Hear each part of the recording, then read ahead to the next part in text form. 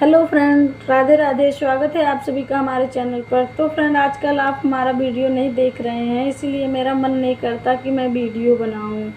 तो फ्रेंड, मैं आप सभी के बीच एक बहुत प्यारा लाचारी गीत सुनाने जा रही हूं। गीत को सुनना, जैसा भी लगे कमेंट में बताना गीत हमारा आप सभी को कैसा लगा। बरसाना काली बादरिया बरनदा हमके गगरिया।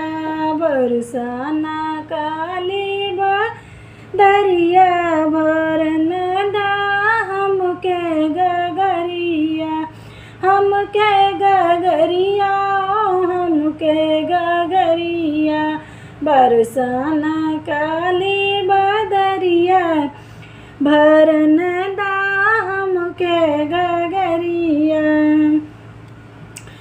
बरसे से हमारी अंगिया भीगतों हैं। बरसे से मोरी अंगिया भीगतों हैं। भीग जाला मोरी चुनरिया भरन दा हमके गगरिया।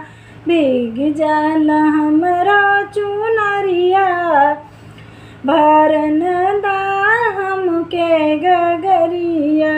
बरसाना काली बादरिया भरन दा हमके गगरिया। चुनरी भीगे से रैया न सूझे। चुनरी भीगे से रैया न सूझे। बल खाला पतली कमरिया भरन दा हमके गगरिया। बल खाला पतली कमरिया भरन दा हमके गगरिया।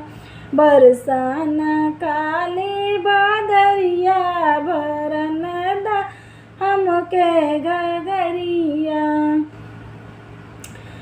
सासु मोरी मरी है ननद गरी आई है। सासु मोरी मरी है ननद गरी आई है।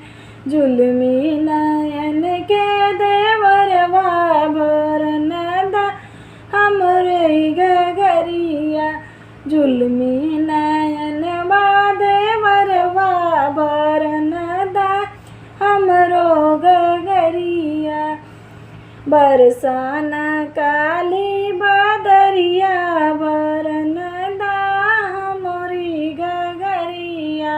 बरसाना काली बादरिया भरन दा हमके गगरिया।